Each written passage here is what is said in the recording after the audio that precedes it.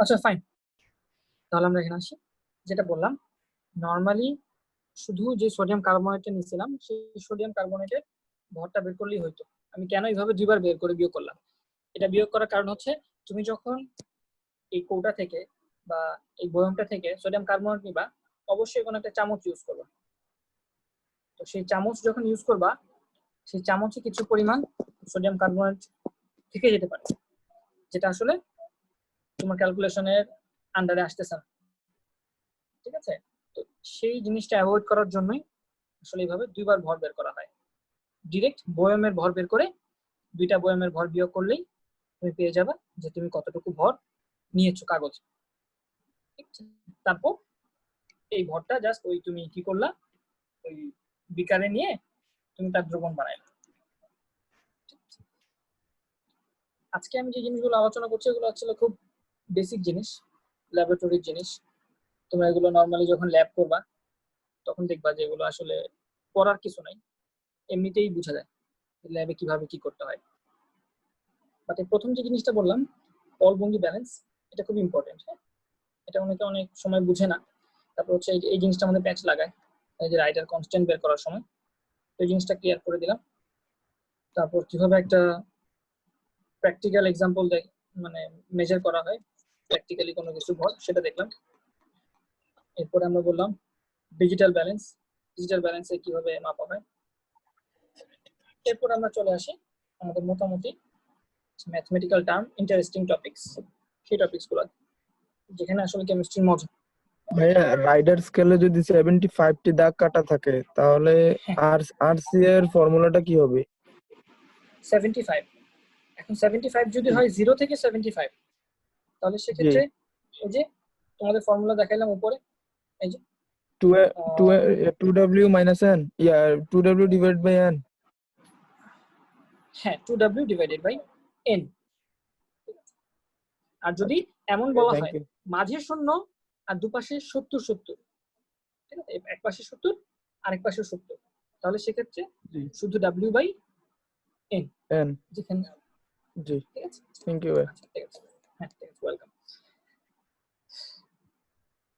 আচ্ছা, এখন ইন্টারেস্টিং কিছু জিনিসপত্র করে যেখানে আসলে কেমিস্ট্রির মজা।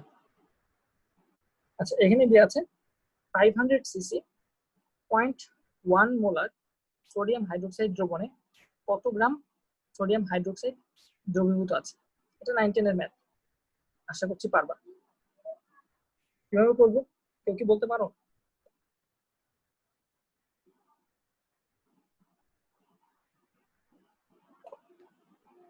এই ম্যাথের যে থিওরি সেটা আমি পড়াইনি এখন। আর সোডিয়াম হাইড্রোক্সাইডের ভর বের করতে হবে আমাদের, তোমরা কি এই ফর্মুলাটা দেখেছো? দেখো তো, S is equals to 1000 হ্যাঁ W by MV, এই ফর্মুলাটা হ্যাঁ অনেকেই হয়তো দেখছো বা অনেকে হয়তো দেখো না। এই ফর্মুলাতে প্রত্যেকটা টার্ম কি মিন করে? এস, এস হচ্ছে ঘনমাত্রা মিন করে, এস হচ্ছে ঘনমাত্রা। এখানে যে ডাব্লিউ, সেই ডাব্লিউটা কি? সেই ডাব্লিউটা হচ্ছে আমাদের দ্রবের ভর, অবশ্যই গ্রামে। তারপর নিচে আমাদের এম আছে, মোলারিটি। সেই এম কি হবে? দ্রবের আণবিক ভর, সেটা অবশ্যই গ্রামে। এবং আমাদের এখানে ভি আছে, ভিটা কি হবে? দ্রাবক বলতে পারো বা দ্রবণ বলি, দ্রবণের আয়তন। এবং এই আয়তনটা অবশ্যই আমাদের এমএল এ নিতে হবে। তাহলে এখানে আমরা ঘনমাত্রার সাথে দ্রবের ভর এবং দ্রবণের আয়তন একটা সম্পর্ক দেখলাম। এই ফর্মুলাটা আসলে অনেক অনেক জায়গায় কাজে লাগবে তোমাদের সামনে। ঠিক আছে, কেমিস্ট্রি ফার্স্ট পেপার থেকে শুরু করে সেকেন্ড পেপারের পুরো সিলেবাসের মধ্যে এই ফর্মুলাটা সব জায়গায় ইউজ করবা। ইভেন অ্যাডমিশন টেস্টে এই ফর্মুলাটা ইউজ করবা। এই ফর্মুলা দিয়ে যে কোনো তিনটা দেওয়া থাকলে অপর একটা তুমি বের করতে পারো। তো এখানে যদি আমরা মানগুলো বসাই, মানগুলো বসালে আমরা কি পাবো? মানগুলো বসলে আমাদের এখানে যে কোশ্চেনটা বলছে সেটা অ্যান্সারটা পেয়ে যাবো আর কি। তাহলে সেক্ষেত্রে আমাদের এখানে বের করতে হবে কি, কোশ্চেনে চাইছে কত গ্রাম সোডিয়াম হাইড্রোক্সাইড দ্রবীভূত আছে। তাহলে সেক্ষেত্রে ফর্মুলাতে জাস্ট আমার ডাব্লিউটা লাগবে। তাহলে এখানে ফর্মুলা হবে SMV ডিভাইডেড বাই 1000। তাহলে এখানে ভ্যালুগুলো যদি বসাই, এস এর ভ্যালু কত, এখানে এস এর ভ্যালু কি দেওয়া আছে 0.1 মোলার, তাহলে 0.1 এম আণবিক ভর।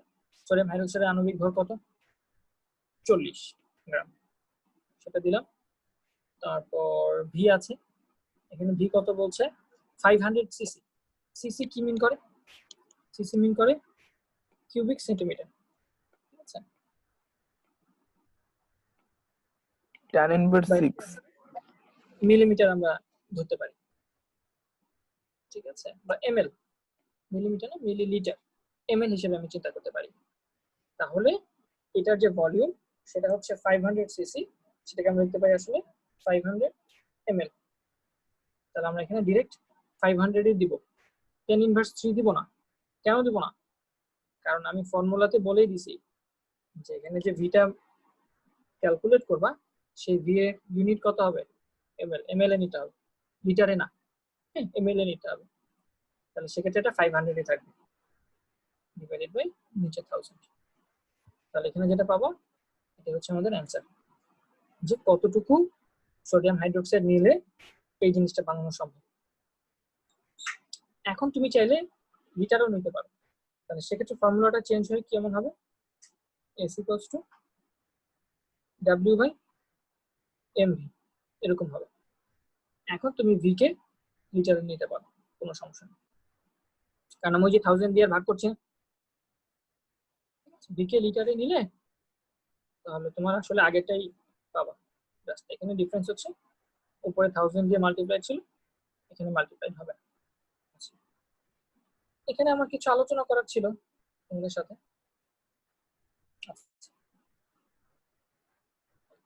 আমরা নর্মালি আমাদের ডে টু ডে লাইফে বা কেমিস্ট্রিতে ল্যাবে যে সকল রাসায়নিক দ্রব্য নিয়ে কাজ করব, সেই রাসায়নিক দ্রব্যগুলোকে দুইটা ভাগে ভাগ করা যায়, ঠিক আছে?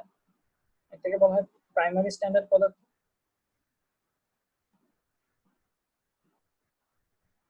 প্রাইমারি স্ট্যান্ডার্ড, একটাকে বলা হয় সেকেন্ডারি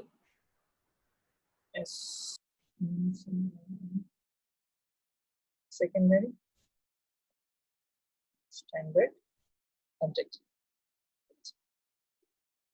তাহলে বললাম আমাদের যেই কেমিস্ট্রিতে যেই জিনিসপত্রগুলো নিয়ে আমরা কাজ করি, যে রাসায়নিক দ্রব্যগুলো নিয়ে, সেই রাসায়নিক দ্রব্যগুলোকে দুটো ভাগে ভাগ করা যায়। একটা হচ্ছে প্রাইমারি স্ট্যান্ডার্ড পদার্থ, একটা হচ্ছে সেকেন্ডারি স্ট্যান্ডার্ড পদার্থ। প্রাইমারি স্ট্যান্ডার্ড পদার্থ কোনগুলো? যেসব রাসায়নিক দ্রব্যের ঘনমাত্রা তুমি যখন বানাবা বা কোনো দ্রবণ বানাবা সেই রাসায়নিক দ্রব্য নিয়ে, সেই দ্রবণের যদি ঘনমাত্রাটা চেঞ্জ না হয়, কখনোই চেঞ্জ হবে না, ঘনমাত্রা চেঞ্জ হবে না। কোন একটা রাসায়নিক দ্রব্য, যেমন আমরা বলতে পারি সোডিয়াম কার্বনেট, আমরা বলতে পারি সোডিয়াম কার্বনেট, তাহলে বলতে পারি সোডিয়াম কার্বনেট, এটা একটা রাসায়নিক পদার্থ। এই সোডিয়াম কার্বনেটের তুমি যখন দ্রবণ বানাবা, সেই দ্রবণটা তুমি যতদিন ইচ্ছা রেখে দাও, তার ঘনমাত্রা কখনোই চেঞ্জ হয় না, ঠিক আছে? ঘনমাত্রা কখনোই চেঞ্জ হবে না। তাহলে সেই সকল বা যে সকল পদার্থের দ্রবণ বানানোর পর সেই দ্রবণের ঘনমাত্রা কখনোই চেঞ্জ হয় না, সেই সকল পদার্থকে বলা হচ্ছে প্রাইমারি স্ট্যান্ডার্ড পদার্থ, ঠিক আছে? বা এটাকে এইভাবে বলতে পারো যে এগুলোকে আসলে, হ্যাঁ এটাই বলা হয় আসলে প্রাইমারি স্ট্যান্ডার্ড পদার্থ বলা হয়। আর সেকেন্ডারি স্ট্যান্ডার্ড পদার্থ কি? যে সকল পদার্থে দ্রবণ বানানোর পর তার ঘনমাত্রাটা চেঞ্জ হয়ে যাবে, সবসময় সেম থাকবে না, এক এক সময় এক এক রকম। কোন সময় তুমি 1 মোলার পাবা, আবার কোনো সময় 1.2 মোলারও হয়ে যেতে পারে, ঠিক আছে, বা কমে 0.5 মোলারও হয়ে যেতে পারে। ওই সকল পদার্থকে বলা হয় সেকেন্ডারি স্ট্যান্ডার্ড পদার্থ। প্রাইমারি স্ট্যান্ডার্ড পদার্থের মধ্যে কোন আছে পদার্থের ঘনমাত্রা চেঞ্জ হয় বা কোন পদার্থের ঘনমাত্রা চেঞ্জ হয় না, এটা কিভাবে বুঝবো? হ্যাঁ, এটা হচ্ছে তুমি এক বের করতে পারো যে সবসময় মেপে মেপে দেখতে পারো যে কোনটা চেঞ্জ হচ্ছে কোনটা চেঞ্জ হচ্ছে না, অথবা আমাদের বইয়ে সুন্দর মতো কয়েকটা উদাহরণ দেওয়া আছে, ঠিক আছে, জাস্ট এরাই হচ্ছে প্রাইমারি স্ট্যান্ডার্ড পদার্থ। সেই উদাহরণগুলো আমি এখানে কয়েকটা মেনশন করতেছি, যেমন পটাশিয়াম পারম্যাঙ্গানেট আছে, পটাশিয়াম ডাইক্রোমেট আছে, KMnO4 আছে, সোডিয়াম কার্বনেট বললাম, তারপর হচ্ছে পটাশিয়াম ডাইক্রোমেট K2Cr2O7, এরকম। এইগুলো হচ্ছে প্রাইমারি স্ট্যান্ডার্ড পদার্থ। প্রাইমারি স্ট্যান্ডার্ড পদার্থ হচ্ছে ফিক্সড, বাট সেকেন্ডারি স্ট্যান্ডার্ড পদার্থ ফিক্সড না। ঘনমাত্রা চেঞ্জ না হওয়ার কারণটা কি? আহ, এটার কারণ কিভাবে বলবো, এটা কারণ আসলে আমি বলতে পারছি না, ঠিক আছে, কারণ কোনো বস্তুর ঘনমাত্রা কেন চেঞ্জ হয় না এটা তো বের করা যাওয়া, মানে কি বলবো, এটা আসলে বস্তুটার ধর্ম, ঠিক আছে, বস্তুটার নিজস্ব ধর্ম, যেটা কখনোই চেঞ্জ হয় না। তুমি এখন এমন তো বলতে পারো না যে ইট আর যদি কাঠ নাও, তুমি যদি এখন কোয়েশ্চেন করো যে ইট কেন ভারী, কাঠ কেন হালকা, এই কোশ্চেন কিন্তু অ্যান্সার দেওয়া সম্ভব না, ঠিক আছে। ইটের ধর্ম একটা, কাঠের ধর্ম আলাদা। ইট কেন পুরানো যায়, কাঠ কেন পুরানো, মানে ইট কেন পুরানো যায় না, বা লোহা যদি হয় সে লোহাকে কেন পুরানো যায় না, আর কাঠকে কেন পুরানো যায়, এই কোশ্চেনের অ্যান্সার হয় না। কিছু বেসিক জিনিস থাকে যেগুলো আমাদের ধরে নিয়ে, কারণ আমরা দাহ্য পদার্থ না, হ্যাঁ দাহ্য। এখন দাহ্য বলতে তুমি কি বুঝাচ্ছ? যেটা দাহ্য আগুনে মানে পোড়ার যোগ্য। এই তো জিনিসটা হচ্ছে, তুমি দাহ্য তো একটা নাম দিচ্ছ, তুমি দাহ্য পদার্থ এটা তো একটা নাম দিচ্ছ, ঠিক না? এটা তো কোনো কারণ হতে পারে না, দাহ্য পদার্থ এটা কোনো কারণ হতে পারে না। শোনো জিনিসগুলো কিভাবে আসছে, আমাদের সায়েন্সের জিনিসপত্রগুলো সায়েন্স পরে আসছে, সায়েন্স পরে আসছে, নেচার আগে ছিল। তুমি নেচারটাকে অবজার্ভ করছো, সেখানে কিছু বেসিক রুল পাইছো যে এই অবজেক্টটা এরকম বিহেভ করে, তাহলে ওই বিহেভটাকে তুমি সায়েন্সের আন্ডারে নিয়ে আসছো, সায়েন্সের আন্ডারে নিয়ে এসে কিছু নাম দিছো, ঠিক আছে। এমন হয় নাই যে তুমি রুল বানাইছো, সেই রুল অনুযায়ী নেচার চলে, ঠিক আছে। আমি জিনিসগুলো হয়তো এক্সপ্লেন করতে পারতেছি না ভালো করে, বাট জিনিসটা এমনই, ঠিক আছে, যে আমরা যা ধরি, তুমি সায়েন্সে যা পড়বা কোনো কিছুই ফিক্সড না, প্রত্যেকটা রুলেরই কি আছে, কিছু ব্যতিক্রম আছে, ঠিক আছে। তাহলে এই ব্যতিক্রমগুলো কোত্থেকে আসছে, ব্যতিক্রমগুলো কোত্থেকে আসছে, ব্যতিক্রমগুলো আসলে নেচারেই আছে। আমরা নেচারটাকে অবজার্ভ করি, বা যে কোনো কেমিক্যাল কম্পোনেন্টস বলো বা ফিজিক্যাল ল বলো, আমাদের আশেপাশে যত কিছু আছে সবকিছুকে অবজার্ভ করে দেখি যে কোনো কিছুতে প্যাটার্ন আছে কিনা, হ্যাঁ, সেই প্যাটার্নটা বের করে আমরা তার একটা নাম দিই, যেটা হচ্ছে এই প্যাটার্ন। তাহলে জিনিসটা কি এরকম হয়েছে যে প্যাটার্নের উপর ডিপেন্ড করে সে নেচার চলতেছে? জিনিসটা কিন্তু এমন না, জিনিসটা হচ্ছে নেচার তার যে স্বাভাবিক যে নিয়ম আছে সেটাতে চলবে, তুমি সেখান থেকে কিছু রুল বা কিছু সেট অফ স্পেসিফিক কি বলবো ক্যারেক্টারিস্টিক্স বা প্রপার্টিস বের করে আনছো।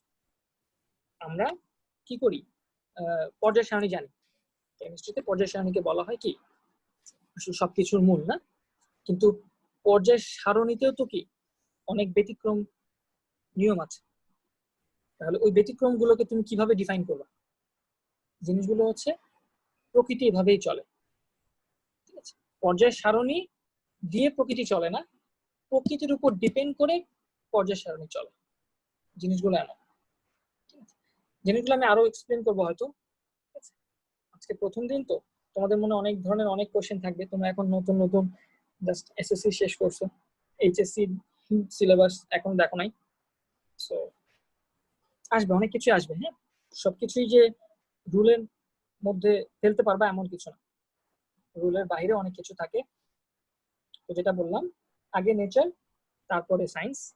সায়েন্স নেচারের আগে না। আচ্ছা, তো কোথায় ছিলাম? যে বলতেছো কেন তার ঘনমাত্রা চেঞ্জ হয় না। জিনিসটা হচ্ছে, এটা হচ্ছে তার মৌলিক প্রপার্টিস। সে তার ঘনমাত্রাকে চেঞ্জ করতে দেয় না, ঠিক আছে? সে সবসময় ফিক্সড থাকে, সে সবসময় ফিক্সড থাকে। এটা তার একটা মৌলিক প্রপার্টিস, বেসিক প্রপার্টিস। আরো কিছু মৌলিক প্রপার্টিস আমি বলবো হয়তো সামনে, হ্যাঁ বলবো জি। আচ্ছা যাই হোক, বাদ দাও, এখন আমরা সামনে আসি, যেটা পড়াবো ভাবছি সেটা পরে। আচ্ছা, তাহলে বললাম দুই ধরনের পদার্থ আছে, একটা প্রাইমারি স্ট্যান্ডার্ড পদার্থ, সেকেন্ডারি স্ট্যান্ডার্ড পদার্থ। প্রাইমারি স্ট্যান্ডার্ড পদার্থগুলোর ঘনমাত্রা কখনোই চেঞ্জ হয় না, আর সেকেন্ডারি স্ট্যান্ডার্ড পদার্থগুলো ঘনমাত্রা চেঞ্জ হয়ে যায় সেগুলো। আচ্ছা, চেঞ্জ হয়ে যায় এটা আমি ব্যাখ্যা হয়তো দিতে পারবো যে চেঞ্জ কেন হচ্ছে। ধরো তুমি দ্রবণ বানায় রেখে দিলা, দ্রবণ বানায় রেখে দিচ্ছি, তাহলে এখানে কি অবশ্যই বাইরে এয়ার আছে না? এয়ারের মধ্যে অনেক ধরনের কেমিক্যালস আছে না? কার্বন ডাইঅক্সাইড থাকতে পারে, অক্সিজেন থাকতে পারে, অনেক কিছু থাকে। তো দেখা যায় এই যে কার্বন ডাইঅক্সাইড, অক্সিজেন বা এয়ারে আরো যত কম্পোনেন্টস আছে, এই কম্পোনেন্টস গুলো এই যে তোমার দ্রবণ আছে সেই দ্রবণের সাথে রিয়াকশন করে, বিক্রিয়া করে। তাহলে দ্রবণের সাথে বিক্রিয়া করলে অবশ্যই ওখানে একটা চেঞ্জ হবে, ঠিক আছে? তো সেকেন্ডারি স্ট্যান্ডার্ড পদার্থগুলো আসলে কি, যাদের সাথে এই যে এয়ার আছে, এয়ারের যে কম্পোনেন্ট গুলো আছে সেই কম্পোনেন্ট গুলো রিয়েক্ট করে, রিয়েক্ট করার ফলে তাদের ঘনমাত্রাটা চেঞ্জ হয়ে যায়। হ্যাঁ, এখন তুমি বলতে পারো তাহলে প্রাইমারি স্ট্যান্ডার্ডকে আমরা ডিফাইন করতে পারবো। তাহলে প্রাইমারি স্ট্যান্ডার্ড পদার্থগুলো কি করে, যে KMnO4 বা K2Cr2O7, এরা কি করে, এরা এই যে এয়ার আছে, কার্বন ডাইঅক্সাইড, অক্সিজেন, এদের সাথে রিয়াকশন করে না, বিক্রিয়া করে না। যেহেতু এরা নর্মালি কারোর সাথে বিক্রিয়া করে না, তাহলে এরা কি হয় না, চেঞ্জ হয় না, দ্রবণে যতটুকু থাকার ততটুকুই রয়ে যায়, এই জন্য তাদের ঘনমাত্রা চেঞ্জ হয় না। এই সুন্দর একটা ব্যাখ্যা, ঠিক আছে? আর সেকেন্ডারি স্ট্যান্ডার্ড বলছি, যেহেতু এরা কি করে, কার্বন ডাইঅক্সাইড, অক্সিজেন বা বাতাসের আরো অন্যান্য যে কম্পোনেন্ট আছে সেই কম্পোনেন্ট গুলোর সাথে বিক্রিয়া করে, সেহেতু তাদের পরিমাণ চেঞ্জ হয়ে যায়। পরিমাণ চেঞ্জ হয়ে যাওয়ার ফলে তাদের ঘনমাত্রাটাও চেঞ্জ হয়ে যায়। এই তো তোমার ব্যাখ্যাটা আশা করছি পেয়ে গেছো। বাট আমি আগের যে ব্যাখ্যাটা বললাম, আগের যে কারণটা বললাম যে নেচার আর সায়েন্স, ওই জিনিসটা আরো মানে কি করবা, রিয়েলাইজ করবা সামনে, ইন ফিউচার কেমিস্ট্রি পড়ার সময় প্রায় এই জিনিসটা রিয়েলাইজ করবা। এটা আসলে খুব ডিপ জিনিস, আমি তোমাদের হয়তো বুঝাতে পারিনি ওইভাবে, বাট বুঝবা, বড় আস্তে আস্তে বুঝবা। এখন তাহলে কারণ দুটো বলে দিলাম, যে কেন চেঞ্জ হয় আর কেন চেঞ্জ হয় না। কেউ যদি বিক্রিয়াই না করে কারোর সাথে, তাহলে সে যতটুকু আছে ততটুকুই থেকে যাবে, তার ঘনমাত্রা চেঞ্জ হবে না। আর যে বিক্রিয়া করবে তার পরিমাণ চেঞ্জ হয়ে যাবে, সেই জন্য তার ঘনমাত্রা চেঞ্জ হয়ে যাবে। আচ্ছা ঠিক আছে, তো এই পরিমাণ বের করার জন্য আমাদের অনেকগুলো ইউনিট আছে, অনেকগুলো ইউনিট আছে যে কিভাবে আমরা পরিমাপ করব। আমরা মোলার সলিউশন জানি, মোলার সলিউশন মানে আসলে মোলার দ্রবণ। কোন একটা দ্রবণ কত মোলার, এভাবে আমরা সেই দ্রবণের ঘনমাত্রা মাপতে পারি। অথবা মোলাল সলিউশন নামে একটা জিনিস আছে, মোলাল সলিউশন বা মোলাল দ্রবণ বলা হয় এটাকে, মোলাল দ্রবণ এই নামে একটা টার্ম আছে। এই মোলাল দ্রবণ এভাবেও, বা মোলালিটি, মোলার দ্রবণের ঘনমাত্রা হচ্ছে মোলারিটি, আর মোলাল দ্রবণের ঘনমাত্রাকে বলা হয় মোলালিটি। ঠিক সেম ভাবে আরেকটা দ্রবণ আছে যেটাকে বলা হয় নর্মাল দ্রবণ, নর্মাল সলিউশন, এটাকে বলা হচ্ছে নর্মাল দ্রবণ। সেই দ্রবণের ঘনমাত্রাটাকে বলা হয় নর্মালিটি। সিমিলারলি আরো অনেকগুলো একক আছে, শতকরা একক। যে কোনো দ্রবণের ঘনমাত্রা তুমি শতকরা এককে বের করবা, ঠিক আছে? শতকরা নামে একটা একক আছে যেটা দিয়ে ঘনমাত্রা বের করা হয়। তারপরে ppm একটা ইউনিট আছে, ppb একটা ইউনিট আছে। তো এই জিনিসগুলো আসলে কি? এই জিনিসগুলো হচ্ছে কোন দ্রবণের ঘনমাত্রা বের করার ইউনিট। তুমি চাইলে এই 6 ভাবেই কোন একটা দ্রবণের ঘনমাত্রাকে ডিফাইন করতে পারো। নরমালি আমাদের যেটা পরিচিত সেটা হচ্ছে মোলারিটি। কোন একটা দ্রবণের ঘনমাত্রাকে আমরা 0.5 মোলার, ক্যাপিটাল এম, এভাবে ডিফাইন করি। 0. আচ্ছা, এখানে একটা জিনিস দেখাই দিই, এটা মনে রাখবা সবসময়। মোলারিটিকে ক্যাপিটাল এম দিয়ে ডিফাইন করা হয়, আর মোলালিটি যেটা আছে সেটাকে স্মল এম দিয়ে ডিফাইন করা হয়। নরমালিটিকে ক্যাপিটাল এম দিয়ে ডিফাইন করা হয়, ঠিক আছে? সংজ্ঞা দেখবো আমরা, হ্যাঁ? এই যে তিনটা জিনিস, মোলারিটি, মোলালিটি আর নরমালিটি, এই তিনটা জিনিসের সংজ্ঞা আমরা দেখব।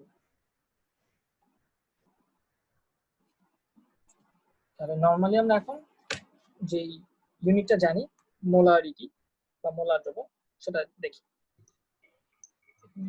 কোশ্চেন আমি রেডি করছিলাম, এটা নিশ্চয় আমি পরে পড়াবো। আচ্ছা, তাহলে আমরা প্রথমে দেখছি মোলারিটি এই জিনিসটা বা মোলার সলিউশন।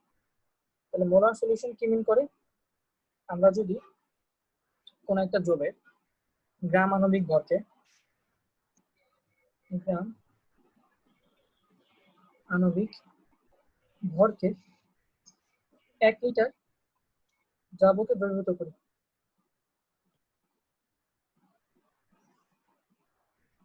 তাহলে যেই দ্রবণটা পাওয়া যায় সেটাকে বলা হয় মোলার দ্রবণ। তাহলে আমরা বললাম কোন একটা দ্রবের মোল মানে গ্রাম আণবিক ভরকে যদি আমরা 1 লিটারে দ্রবীভূত করি, তাহলে যে দ্রবণটা পাওয়া যায় সেটাকে বলা হয় মোলার দ্রবণ। তোমাকে যদি বলা হয় সোডিয়াম হাইড্রোক্সাইডের মোলার দ্রবণ বলতে কি বুঝো, তাহলে আমরা বলবো সোডিয়াম হাইড্রোক্সাইডের মোলার দ্রবণ বলতে বুঝি সোডিয়াম হাইড্রোক্সাইডের আণবিক ভর 40 গ্রাম, সেটাকে আমরা কি করব 1 লিটার দ্রবণ বানাবো, বা 1 লিটার দ্রাবকে দ্রবীভূত করে আমরা 1 লিটার দ্রবণ বানাবো, তাহলে সেটাকে বলা হবে সোডিয়াম হাইড্রোক্সাইডের মোলার দ্রবণ। এবং সেই মোলার দ্রবণের ঘনমাত্রাকে বলা হবে 1 ক্যাপিটাল এম। এখন চলে আসি মোলালিটি এই জিনিসটা কি। মোলালিটি এই জিনিসটা কি? মোলালিটি জিনিসটা হচ্ছে সেম, বাট এখানে পার্থক্য ডিফারেন্সটা হচ্ছে তুমি আর 1 লিটার দ্রাবক নিবা না, 1 লিটার দ্রাবক না নিয়ে নিবা 1000 গ্রাম দ্রাবক। তাহলে মোলারিটিতে আমি বলছি 1 লিটার দ্রাবকে আমি তার গ্রাম আণবিক ভরকে দ্রবীভূত করব, আর মোলালিটিতে আমি বলছি 1000 গ্রাম দ্রাবকে তুমি দ্রবীভূত করবা। তোমার যে দ্রব্যটা থাকবে সেই দ্রবের গ্রাম আণবিক ভর, গ্রাম আণবিক ভর যেটা মানবিক ভর সেটা গ্রাম আণবিক ভর, এটাকে তুমি 1000 গ্রাম দ্রাবকে দ্রবীভূত করলে যে দ্রবণটা পাবা সেই দ্রবণটাকে বলা হবে মোলাল দ্রবণ। এবং সেই দ্রবণের ঘনমাত্রাটাকে বলা হবে 1 স্মল এম, 1 মোলাল। এখন বলতে পারো যে ভাইয়া 1 লিটার আর 1000 গ্রাম জিনিসটা তো একই রকম, তাহলে একটাকে কেন মোলার বলা হলো, একটাকে কেন মোলাল বলা হচ্ছে? আচ্ছা, তো দুটার মধ্যে বেসিক যে পার্থক্য সেটা হচ্ছে আমার যে মোলাল দ্রবণ আছে সেই মোলাল দ্রবণের ঘনমাত্রাটা নরমালি ফিক্সড থাকে। ফিক্সড থাকে বলতে কি বোঝাচ্ছি আমি ব্যাখ্যা দিচ্ছি, এক্সপ্লেইন করছি।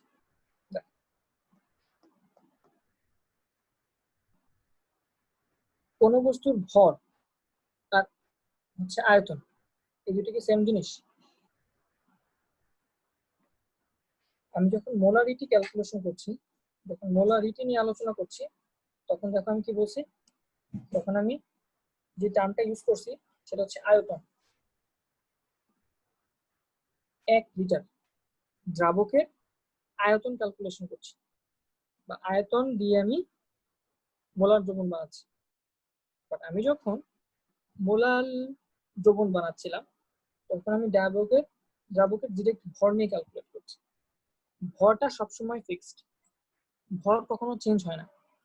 হ্যাঁ, 1000 গ্রাম ভর আজকে তুমি মাপো যত হবে, যেদিন বৃষ্টি হবে সেদিন মাপো 1000 গ্রামই থাকবে।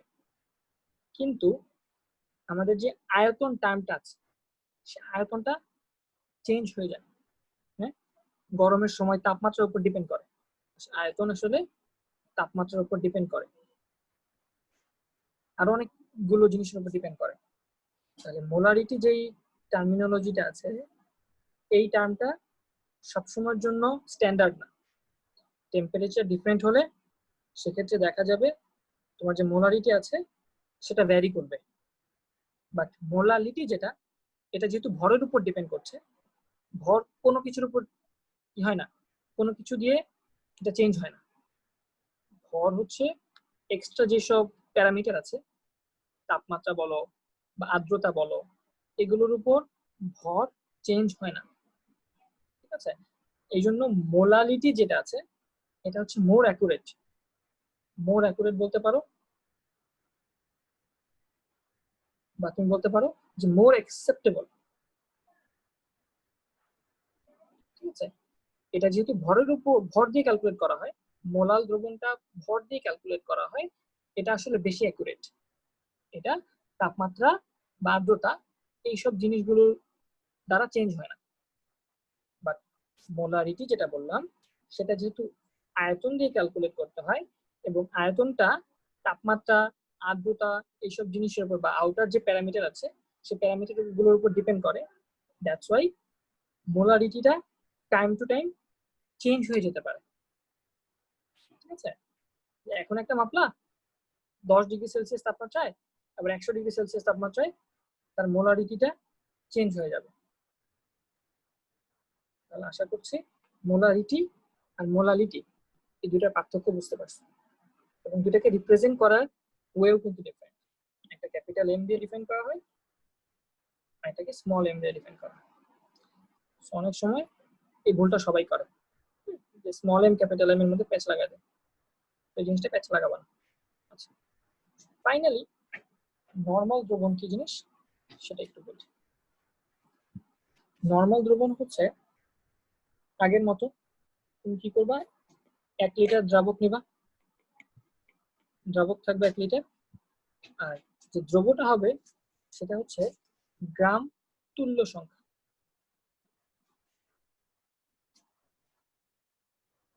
গ্রাম তুল্য সংখ্যা, এটাকে বলা হচ্ছে গ্রাম তুল্য সংখ্যা, বা গ্রাম তুল্য বলতে পারো। তাই এটা নর্মালিটির সংখ্যাটা হচ্ছে 1 লিটার দ্রাবকে দ্রবের গ্রাম তুল্য ভর যতটুকু দ্রবীভূত থাকবে সেটা। এটা গ্রাম তুল্য এক্সাম্পল ভরটা দিচ্ছি। কি? হ্যাঁ, গ্রাম তুল্য ভরটা বোঝাচ্ছে। গ্রাম তুল্য ভর হচ্ছে সাপোজ HCl এর আণবিক ভর কত?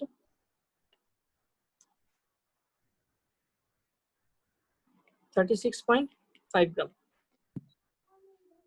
এটা হচ্ছে আণবিক ভর। আর HCl এর গ্রাম তুল্য ভরও 36.5 গ্রাম। আবার সালফিউরিক অ্যাসিডের আণবিক ভর কত? 98 গ্রাম। আর সালফিউরিক অ্যাসিডের গ্রাম তুল্য ভর কত? সেটা হবে 98/2 গ্রাম। কত আসে? 49। হ্যাঁ, 49।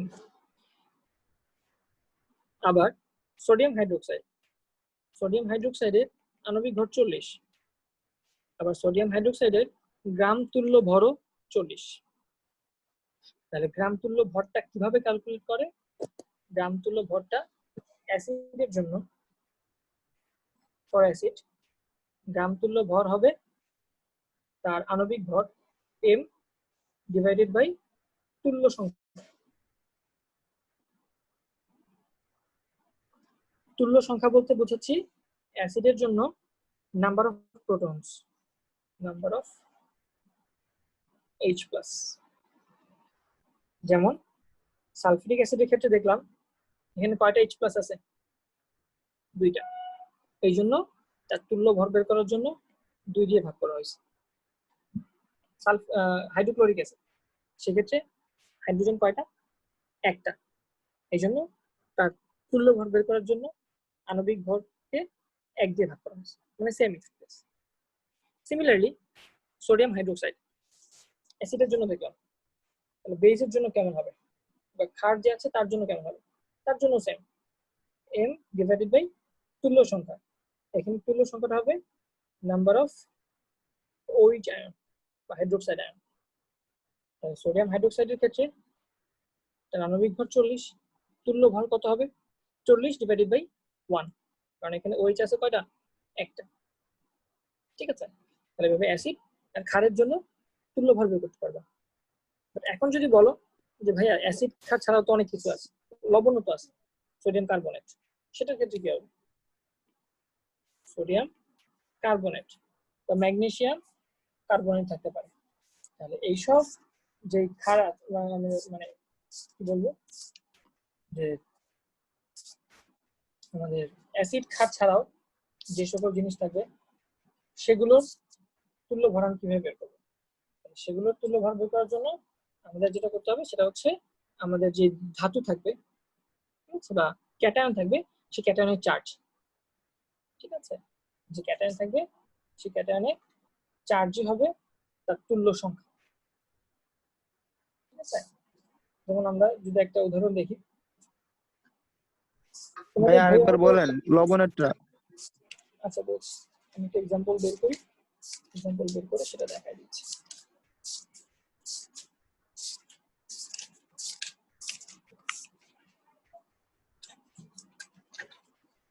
সেখানে কিছু ছিল, আমি দেখাই দিচ্ছি।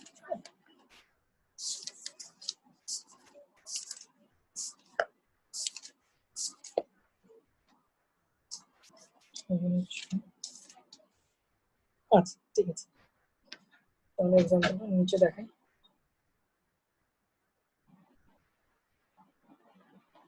লবণ কি হতে পারে? সোডিয়াম ক্লোরাইড, সোডিয়াম ক্লোরাইড একটা লবণ। ক্যালসিয়াম সালফেট এটা একটা লবণ, বা অ্যালুমিনিয়াম নাইট্রেট এটা একটা লবণ। তাহলে সেক্ষেত্রে বললাম যে লবণের ক্ষেত্রে তার যে তুল্য সংখ্যা সেটা হবে ক্যাটায়নের চার্জ সংখ্যা। তাহলে সোডিয়াম ক্লোরাইডের জন্য তুল্য সংখ্যা কত হবে? সোডিয়াম প্লাস ক্যাটায়নের চার্জ কত? +1, তাহলে তুল্য সংখ্যা হবে 1। ক্যালসিয়াম সালফেট, এর মধ্যে ক্যালসিয়ামের চার্জ কত? ক্যালসিয়াম 2+, তাহলে সেক্ষেত্রে ক্যালসিয়াম সালফেটের তুল্য সংখ্যা হবে কত? 2। ঠিক সিমিলারলি অ্যালুমিনিয়াম, অ্যালুমিনিয়াম 3+, তাহলে তার জন্য তুল্য সংখ্যা হবে কত? 3। তাহলে অ্যাসিড দেখলাম, ক্ষার দেখলাম, লবণ দেখলাম। এখন হতে পারে এমন শুধু কোনো ধাতু, শুধু কোনো ধাতু, শুধু সোডিয়াম, শুধু ক্যালসিয়াম, এরকম কিছু। তাহলে সেক্ষেত্রে শুধু ধাতুর ক্ষেত্রে তাদের যোজনই হবে তুল্য সংখ্যা। ঠিক আছে, তাদের যে যোজনী আছে সেটাই হবে তার তুল্য সংখ্যা। সোডিয়ামের ক্ষেত্রে 1, ক্যালসিয়ামের ক্ষেত্রে 2, এরকম। তো তুল্য সংখ্যা মোটামুটি এই 4টারই বের করা যায়। ঠিক আছে, আরো কিছু থাকতে পারে, যেমন ধরো পরিবর্তনশীল যোজনী। তুমি বলতে পারো ভাইয়া সালফার, সালফারের 2, 4, 6 পরিবর্তনশীল, তার যোজনীটা পরিবর্তনশীল, এক এক সময় এক একটা। তাহলে সেক্ষেত্রে তার তুল্য সংখ্যা কত হবে? তাহলে সেক্ষেত্রে তার তুল্য সংখ্যা হবে হচ্ছে যে যোজনীটা অ্যাক্টিভ সেটা। কোন যৌগে যদি তার যোজনী হয় 2, তাহলে সেক্ষেত্রে তার তুল্য সংখ্যা হবে 2। যদি হয় 4, তাহলে সেক্ষেত্রে তুল্য সংখ্যা হবে 4। এভাবে যে কোনো কিছু তুল্য সংখ্যা বের করা যায়। তাহলে তুল্য ভর বলতে কি বুঝাচ্ছি? তুল্য ভর বলতে বুঝাচ্ছি আণবিক ভরকে তার তুল্য সংখ্যা দিয়ে ভাগ করলে যেটা পাওয়া যায় সেটাই হচ্ছে কি তুল্য ভর।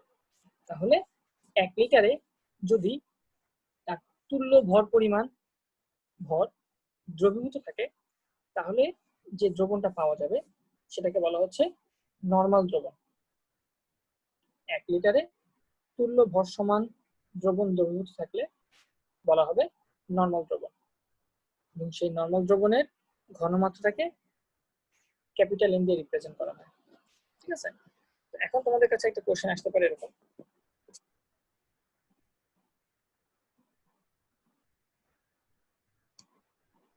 সোডিয়াম কার্বনেট বলতে পারো, বা আমি আসলে সোডিয়াম কার্বনেট না, সালফিউরিক অ্যাসিড বলা হলো সালফিউরিক অ্যাসিডের ঘনমাত্রা 1 নরমাল বলতে কি বুঝো? তাহলে এটা অ্যান্সার কি হবে? তাহলে অ্যান্সার তুমি বলবা যে 1 লিটার দ্রবণে সালফিউরিক অ্যাসিডের 98/2 বা 49 গ্রাম দ্রবীভূত আছে। ঠিক আছে, 1 নরমাল বলতে কি বুঝো, 1.5 নরমাল বলতে কি বুঝো, এই কোশ্চেনগুলো আসতে পারে। সিমিলারলি কোন একটা দ্রবণের ঘনমাত্রা ধরো 2 স্মল m, এটা বলতে কি বুঝো, এইসব কোশ্চেনও আসতে পারে। এগুলো খুবই মানে বেসিক কোশ্চেন, বাট খুব ইম্পর্টেন্ট। বেসিকটা স্ট্রং না হলে দেখবা অনেক সমস্যা হবে, পরে গিয়ে অনেক সমস্যা হবে ফিউচারে গিয়ে। এবং এইসব জিনিসগুলো সেকেন্ড পেপারেও থার্ড চ্যাপ্টারে তোমরা পাবা, বাট যেহেতু তোমাদের ফার্স্ট পেপারে প্রথম চ্যাপ্টারে এগুলো কিছু বলা আছে এই জন্য জাস্ট দেখাচ্ছি। ঠিক আছে, আচ্ছা আমি আরো এখানে অনেকগুলো কোশ্চেন তোমাদের জন্য রেডি করছিলাম, অনেক কোশ্চেন, বাট আজকে করাতে পারিনি।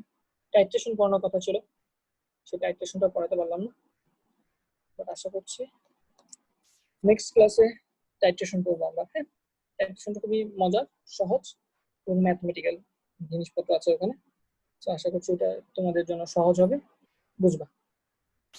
আচ্ছা আমরা এখানে কিছু কমেন্ট করি, মেসেজ আসছে।